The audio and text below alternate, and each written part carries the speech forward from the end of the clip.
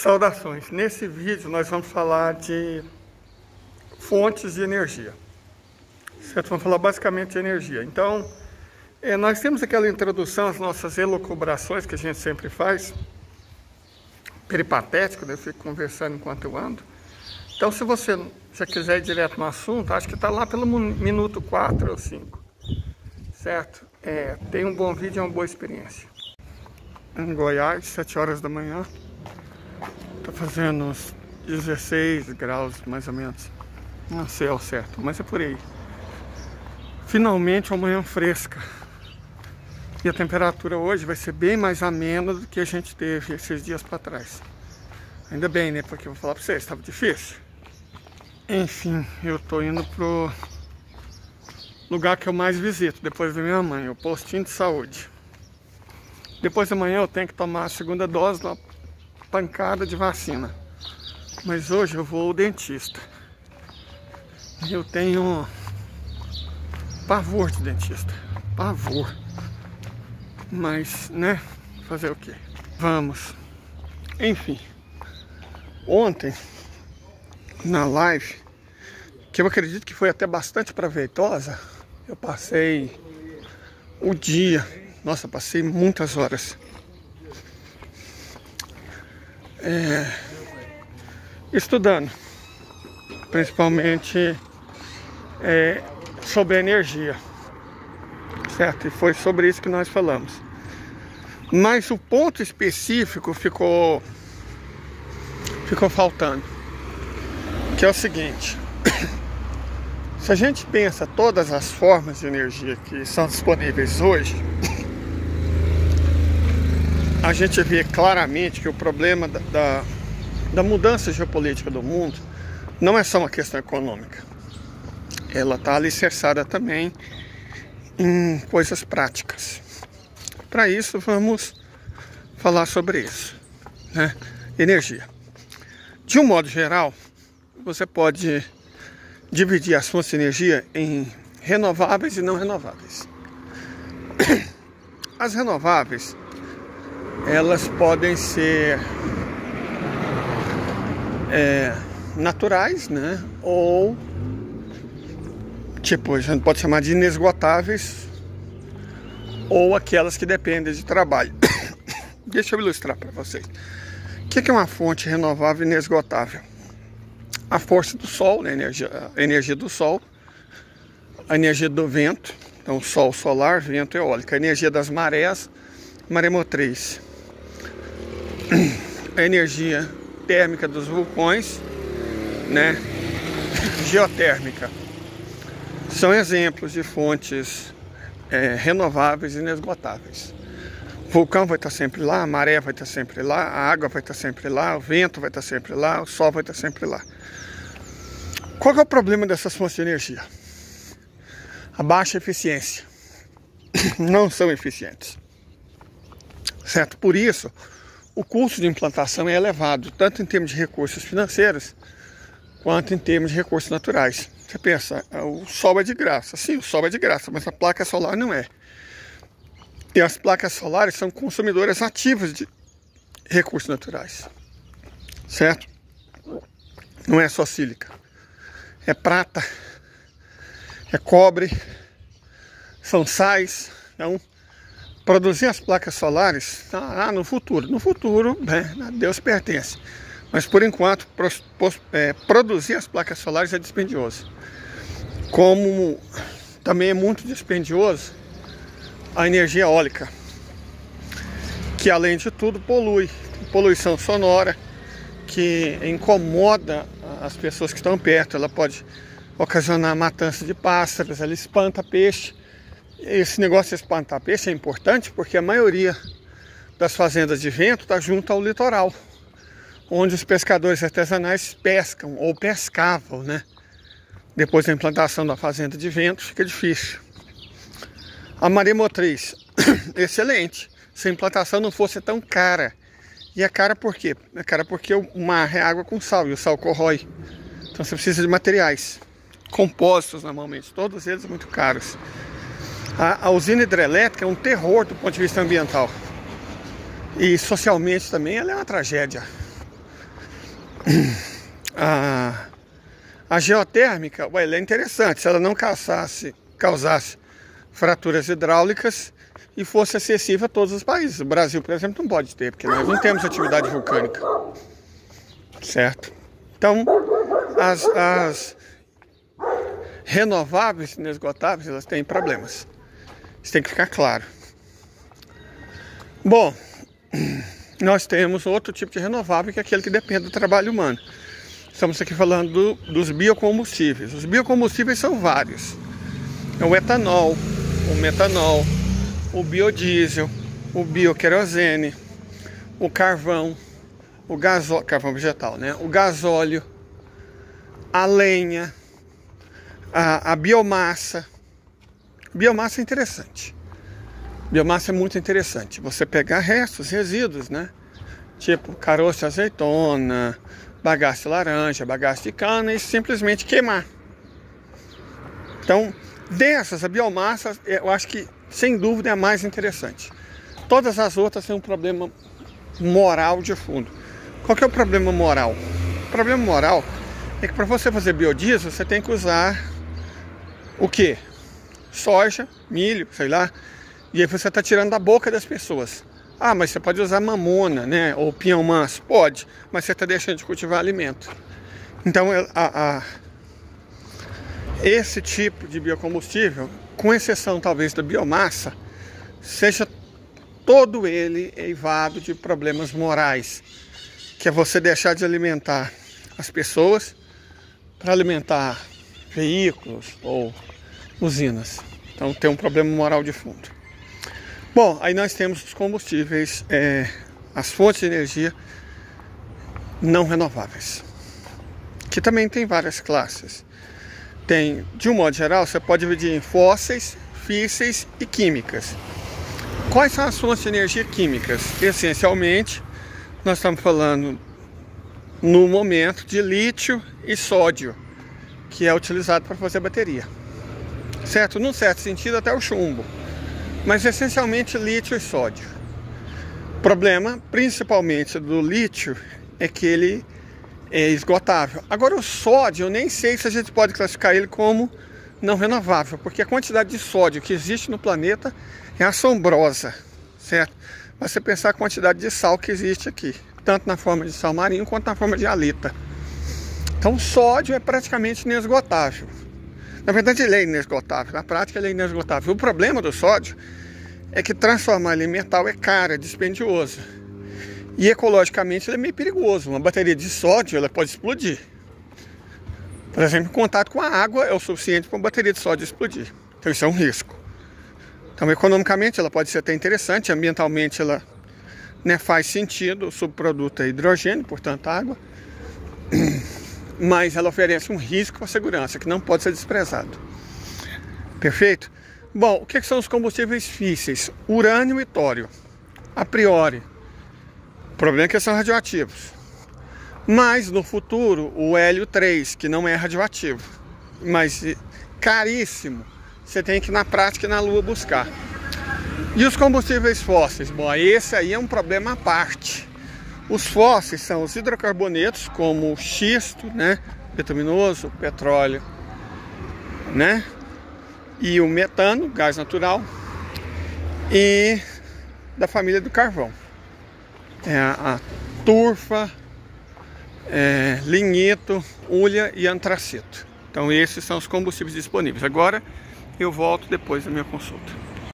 Muito bem, já conseguimos uma guia de encaminhamento, vou ter que tomar alguns remédios, é normal. Vamos voltar a falar de energia. Para agora, eu tenho que falar um pouco de fusão nuclear. Fusão nuclear é um caso sui generis. Deixa eu explicar. Ela é, de fato, a única maneira de conseguir energia em grandes quantidades com um custo ambiental mínimo. Só que a fusão nuclear apresenta alguns problemas. O primeiro problema é tecnológico. Ela ainda não está desenvolvida. Recentemente, um laboratório Lawrence Livermore, nos Estados Unidos, anunciou ter conseguido 2 vezes mais energia do que gastou num reator de fusão nuclear. Só que você conseguir 2 vezes isso no intervalo de 5 meses, convenhamos que não é uma coisa que anima, né? Porque na verdade a energia você não pode guardar ela. Em teoria você poderia usar bateria, mas nós estamos falando de megawatts, muitos megawatts. Então não existe bateria para guardar tanta energia. Você tem também uma espécie de bateria gravitacional que poderia ser utilizado, mas na prática não. A energia você tem que usar ela assim que produz. E uma máquina que fornece alguns minutos de energia a cada 4 ou 5 meses é inútil. Então os Estados Unidos apresentam isso como uma conquista, só que não é. É um avanço, não uma conquista. Certo?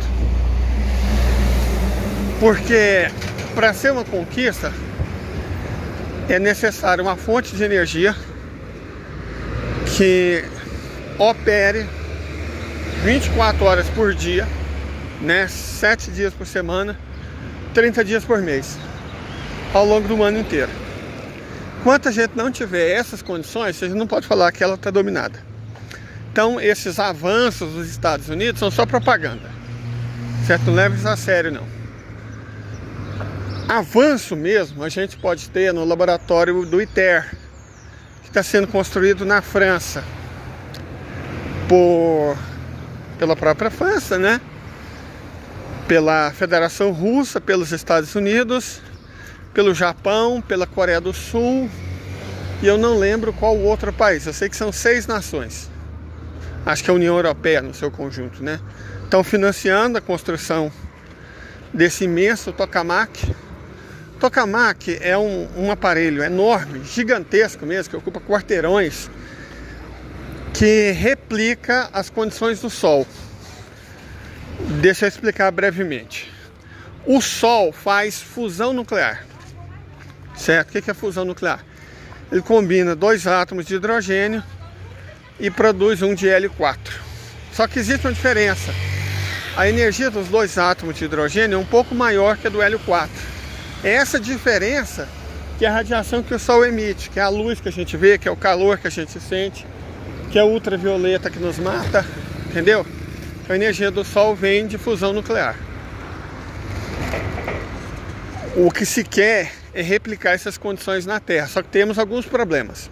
O primeiro problema é que as condições de fusão nuclear na Terra são diferentes das condições de fusão nuclear no Sol. Porque o Sol tem uma massa muito grande e uma gravidade enorme. Então, no Sol, você consegue realizar a fusão nuclear em temperaturas de 10 milhões de graus. Na Terra, com a gravidade muito menor, com a massa muito menor, a temperatura necessária para a fusão nuclear fica por volta de 150 milhões de graus. Então, 15 vezes mais quente.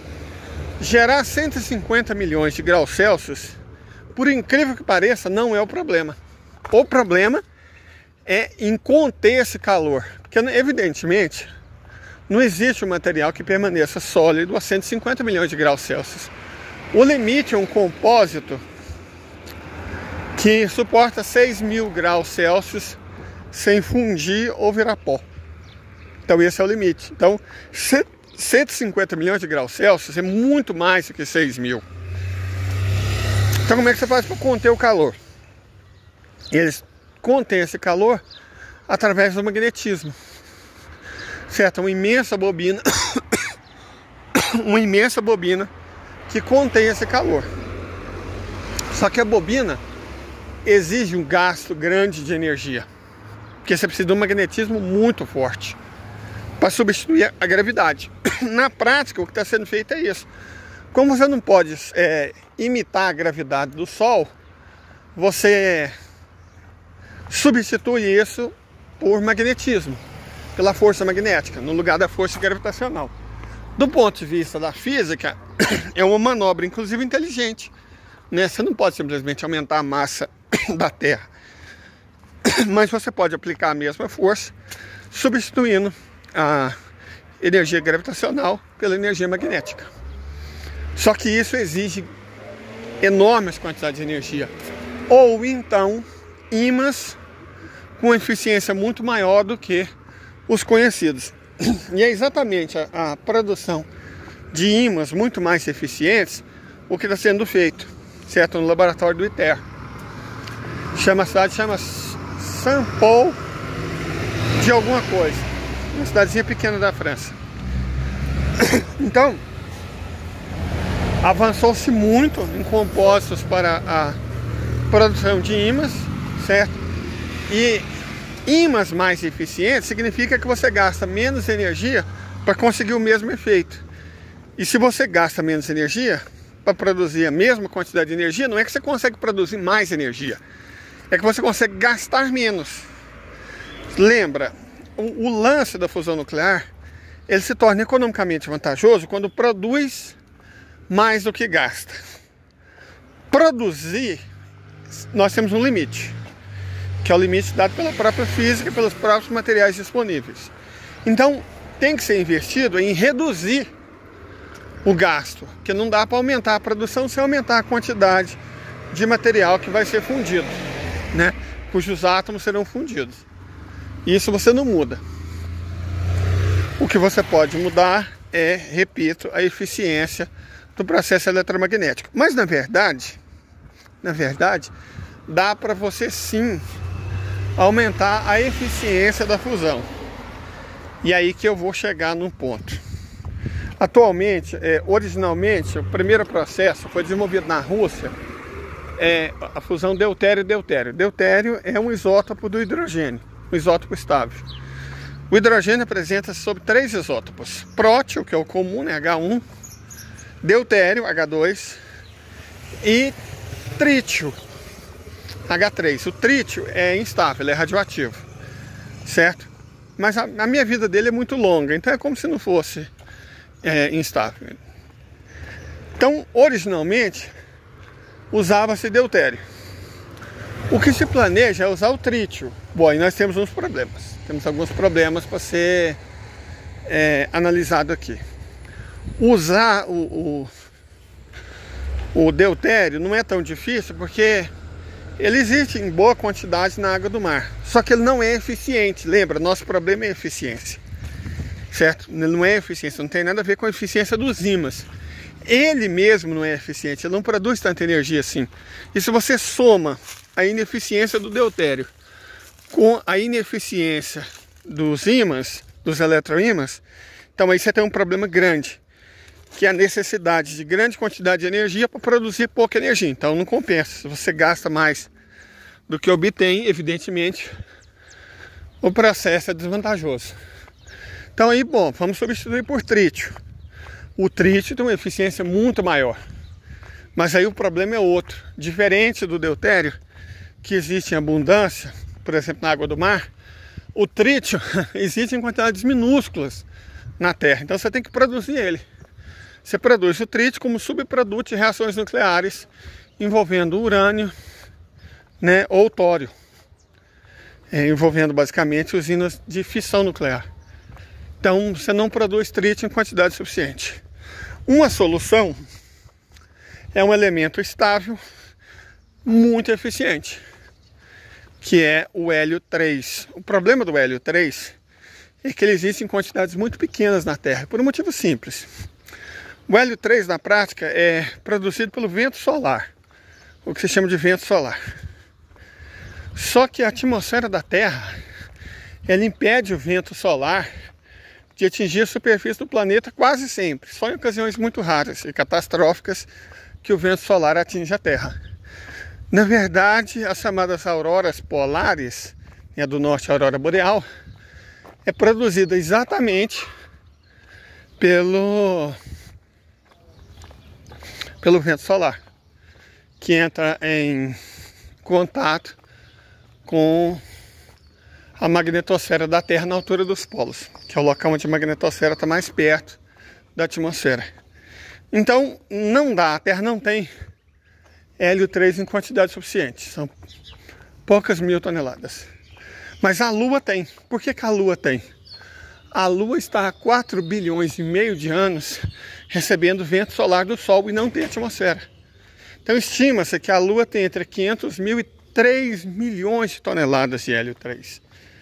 O suficiente, se ficar em 1 milhão de anos, para abastecer a Terra de energia por 5.000 anos. Se tiver 3 milhões de toneladas, por 15.000 anos. Se a humanidade continuar existindo por 5.000 anos, evidentemente até lá as tecnologias para geração de energia serão outras, né? Então, a quantidade de hélio 3 disponível na Lua é o suficiente. O problema é ir lá e tirar. Certo? O problema é ir lá e tirar. E muito provavelmente é o que a sonda Luna 25 está fazendo. Está perscrutando o meio de retirar esse hélio 3. O custo por quilo de hélio 3 buscado na Lua é de 100 mil dólares. Custo dos russos. Eu não sei o preço da NASA, mas tanto faz. A NASA não consegue mais lançar foguete no espaço já faz algum tempo. Então o custo da NASA tanto faz. Não importa, é irrelevante. As empresas particulares que são financiadas pelo Estado, né, que eu acho uma calhordice. O Estado paga e o empresário embolsa o lucro. Tem muito a ver com aquilo classe burguesa inútil, né? Ela é uma parasita da economia sem função real. Mas enfim, não se sabe por quanto. Primeiro, se o Musk dá conta, nem o quanto ele ou qualquer outro cobraria para trazer 1 quilo de qualquer coisa, de carga. A Rússia consegue fazer por 100 mil dólares. O custo, o valor de venda do quilo de hélio 3 é 1 milhão de dólares. Então nós temos uma atividade potencialmente muito lucrativa, certo? Porque se você gasta 100 mil por quilo e vende cada quilo por 1 milhão, aí nós temos lucro, muito lucro. E se você considera que vamos por 1 milhão de toneladas, só fazer a conta. 1 milhão de toneladas dá 1 bilhão de quilos, certo? 1 bilhão de quilos vendido a 1 milhão de dólares cada um, é 1 quatrilhão de dólares. Se houver 1 milhão de toneladas, se houver 3 milhões, são 3 quatrilhões de dólares. É várias vezes, mesmo se for 1 quatrilhão, 6 vezes o total da riqueza produzida na Terra no intervalo de 1 ano. Então nós estamos falando de quantidades colossais de dinheiro. O hélio 3 vale muito, mas muito mais do que o ouro. Não tem nem comparação. Falo muito mais que o ouro, muito mais que o diamante. Certo? Ele vale quantias absurdas de dinheiro. Logo, nós temos, evidentemente, uma corrida pelo hélio 3, que é também uma corrida econômica, não é só uma corrida estratégica. Então, nós temos aí, em resumo, 2 questões. Primeiro, dominar a tecnologia. Depois, replicar a máquina do ITER em outros países. Evidentemente, não é todo país que vai conseguir fazer um ITER. Certo? O Japão consegue, os Estados Unidos conseguem. A União Europeia conseguiu, mas ela está numa pobreza, né? Não sabe. A Rússia consegue, certamente. O Brasil, gente, para fazer um negócio desse, gastaria o quê? Uns 40 bilhões. Equivale aos erros contábeis do Bolsonaro, ou bem menos do que os erros contábeis do Campos Neto. Traduzindo, o dinheiro que o bolsonarismo roubou é mais que o suficiente para a gente fazer o nosso próprio tokamak e gerar energia, inclusive para vender para a América do Sul inteira, para nós, e pode vender para a América do Sul. A Argentina também teria condição de fazer um. Não na atual situação, né? Parece que está querendo eleger uma espécie de Bozo para eles. Os jovens argentinos, pelo jeito, são tão imbecis quanto os jovens brasileiros, que queriam mudança e teve, né? Só que para pior, para muito pior. Então a Argentina está nessa situação. No momento não, mas se ela conseguir se livrar da catrevagem lá, né, do tal Milei, quem sabe, né? Esperemos que os argentinos sejam mais inteligentes que os brasileiros. E que a juventude que fudeu com o Brasil e também fudeu com o Chile, porque o Boric não era para ter sido presidente. pessoal do Partido Comunista, do Partido Socialista foi estúpido. Por que eles foram estúpidos? Os imbecis resolveram fazer uma consulta popular. Ora, na consulta popular, entre os membros dos dois partidos, ganha os idiotas, os burros, os jovens. E quem que os jovens chilenos escolheram? O Boric, que é um completo imbecil, um maconheiro incompetente, que se finge de esquerda, mas não passa de um merda de um liberal identitário, certo? Então, se a juventude não vencer na Argentina, existe esperança para o país. Caso vença, o destino dela vai ser o do Brasil e do Chile. Eleger um idiota que vai destruir o país. Seja ele um tipo Bolsonaro, ou seja ele um tipo Boric, tanto faz. Não importa a escolha dos jovens, ela vai estar errada e vai lascar com a sociedade argentina e com a economia do país também. Então, se a Argentina pode ou não sonhar com o próprio tokamak, é a história que vai dizer. Mas eles têm prazo, porque seria construído em 2030, 2040. O fato é, o Brasil pode construir um? Pode. O México também pode. A Argentina depende. Certo? Não haveria muitos desses tokamak no mundo, porque a quantidade deles seria pequena em função da enormidade da energia que eles são capazes de gerar. E aí, bom, você não precisa só da tecnologia que ainda está sendo desenvolvida. Você precisa do combustível. A Rússia e a China estão planejando para 2030 uma base na Lua. Com certeza a construção dessa base vai envolver a extração desse hélio 3 para posterior envio para a Terra. Mas já que nós falamos de fusão nuclear, a única maneira realmente sustentável de produzir energia na quantidade que a Terra necessita, eu quero trocar umas ideias rápidas sobre a fissão nuclear. O combustível físsil que eu falei é o que faz a fissão nuclear, que reparte um átomo em dois, certo? São as usinas nucleares. Mas mesmo essas usinas, deixa eu falar rapidamente aqui, elas têm nuances. A maior parte das usinas nucleares são do tipo água-água. Elas oferecem algum risco. Hoje em dia não, a tecnologia avançou bastante. Coisa igual Chernobyl e Fukushima dificilmente aconteceria hoje. Avançou-se muito em segurança. Mas não é um sistema muito eficiente não, embora seja o mais eficiente de todos os tipos de geração de energia. A energia nuclear é muito mais eficiente que a eólica, imensamente mais eficiente do que a solar e bem mais eficiente do que a hidráulica. É a melhor maneira de você ter de obter energia limpa hoje é com usinas nucleares. Mas ainda existem dois tipos de usinas.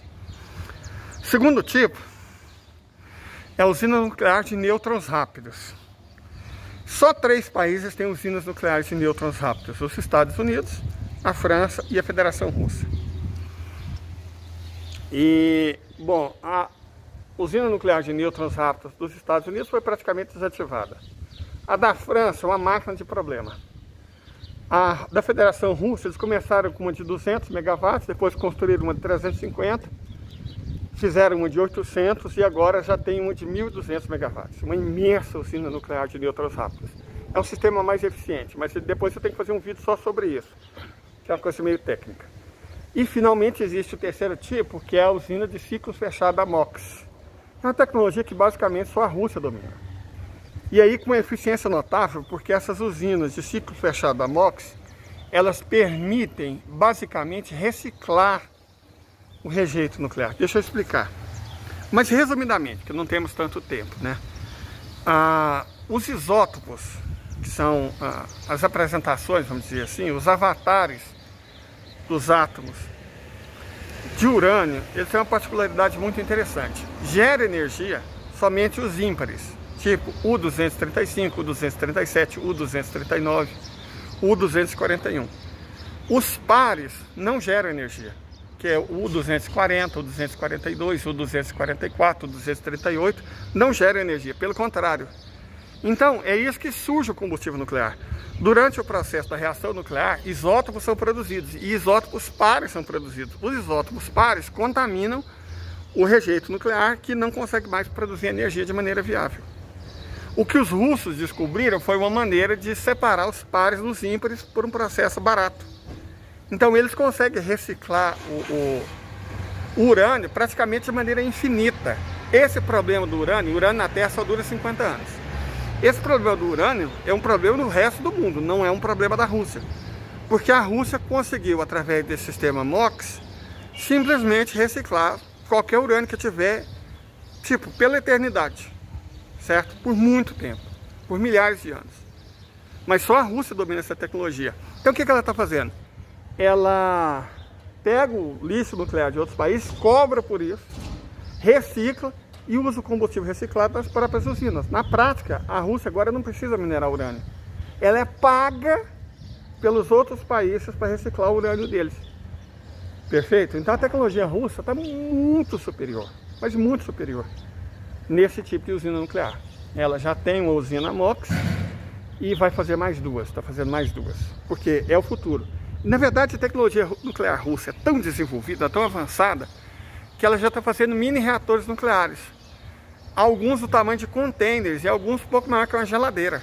Ela consegue fazer usinas nucleares móveis.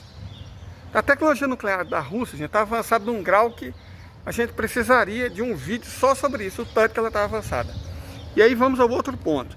Nós falamos da fusão nuclear, mas a fusão nuclear contínua. Existe um outro tipo de fusão nuclear. A fusão nuclear pulsada, ou mini reatores de fusão por pulso, que é o que eles usam no Peresvest. Também nenhum país tem uma tecnologia tão avançada, mas nem de longe, nem em sonho, tão avançada quanto a Rússia. Ela consegue fazer os satélites que ela faz, os mísseis hipersônicos que ela faz, armas como o Peresvest e o Kadira, porque tem esses mini reatores nucleares de fusão por pulso. Tá certo? É um outro tipo de fusão nuclear, fusão pulsada. Alguns países dominam os fundamentos, mas só a Rússia domina completamente, no estado da arte. Então, essencialmente, gente, é isso. Cheguei aqui na Dona Mãe, eu vou cumprimentar todo mundo e na volta eu comento mais sobre o assunto, ok? Espero que vocês tenham gostado. Qualquer dúvida, estamos aqui. Ah, por falar em dúvida, gente, eu preciso de financiamento. Nós precisamos pagar a internet e também temos que substituir esse meio inseguro que é filmar usando meu único celular por uma dessas GoPro, tipo vagabundia mesmo, que vem da China, que é só genérica. E precisamos comprar uma, mais o cartão de memória e um boné especial, que custa barato, para colocar ele em cima. Porque, evidentemente, apesar de nós termos algum conhecimento, nós somos pobres. Então, que depende. Da cabeça eu faço, mas eu preciso de hardware. Então, se você puder nos ajudar, nós vamos deixar ali o nosso número de Pix, ou, né, você não sabe, vai que você tem grana, você poderia considerar entrar no nosso Apoia-se. Ok? Muito obrigado, desculpa a propaganda e até a próxima.